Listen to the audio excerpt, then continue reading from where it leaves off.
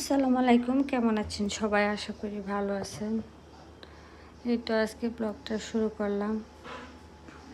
এখানে আমি মরিচের গুঁড়ো, হলুদের গুঁড়ো, লবণ, ধনিয়ার গুঁড়ো সব কিছু একসাথে দিয়ে এখানে আমি চালের গুঁড়িটা দিয়ে দিয়েছি। পরে এটাকে পেস্ট করে নেব, কারণ আমি আজকে প্রচুর বড়া বানাবো। এখানে আমি মাংস সবগুলো মশলা একসাথে করে মাখিয়ে নিচ্ছি।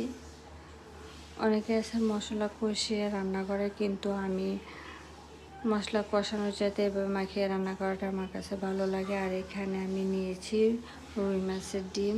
আপনাদের ভাইয়া অনেক বড় সাইজের একটা রুই মাছ নিয়ে এসেছিল, প্রায় 1 কেজির মতো ডিম হয়েছিল। সেটা আজকে রান্না করবার। এখানে দেখেন কত সুন্দর করে আমার বাড়িওয়ালা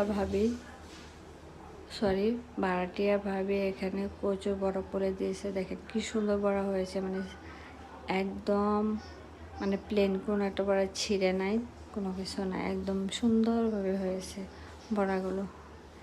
এই দেখেন কি সুন্দর লম্বা হয়ে যায়। অনেকে বড়া পড়লে টান দিলে ছিঁড়ে যাওয়ার সম্ভাবনা থাকে, কিন্তু ভাবি যে বড়াটা পড়েছে একদম চিকন সাইজের, অনেক সুন্দর হয়েছে বড়াগুলো। মনে হচ্ছে যে কাঁচাই খেয়ে নিই। এটা আপনাদের ভাই এনেছে, এটাকে বলে নারিকেল কচু। এটা একদমই মুখে চুলকানি হয় না।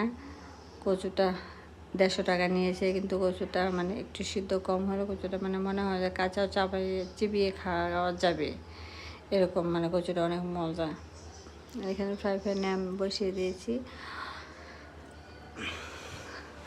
আসলে জানেন, সংসারে কাজ করতে করতে কখন যে নিজেকে নিয়ে বাবার সময়টা হারিয়ে ফেলি তা বুঝতেই পারি না। মাঝে মাঝে ইচ্ছে করে যদি স্বামীর হাতের মোবাইল হতে পারতাম, তাহলে হয়তো একবার হলো আমার দিকে তাকাতো। আজকালকার জীবনটা কেমন যেন হয়ে গেছে। সংসারে স্বামী স্ত্রীর প্রতি কোনো দায়িত্ব, কর্তব্য কোনো কিছুই নেই। একটু যত্ন, কেয়ার। মেয়েরা কি চায়? একটু যত্ন, একটু কেয়ার, একটু ভালোবাসা, এইটুকুই তো চাই। কিন্তু তারা সারাক্ষণ মোবাইলের মাঝেই ব্যস্ত থাকে। স্ক্রিনের দিকে তাকালে মনে হয় না যে তার পাশে কেউ একজন বসে আছে তার কথা শোনার অপেক্ষায়। খুব কষ্ট লাগে তখন, যে জীবনটা এরকম কেন।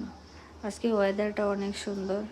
আমি বাচ্চার কাঁথা এখানে শুকাতে দিয়েছিলাম, শুকিয়ে গিয়েছে। কারণ জানালাটা আমার অনেক বড়, তো তাই অনেক বাতাস আসে, তা আমার ছাদে যেতে হয় না। এখানে আমি সব কিছু কাপড় নেড়ে দিই। এই তো ভিডিওটা এটুকু। আল্লাহ হাফেজ।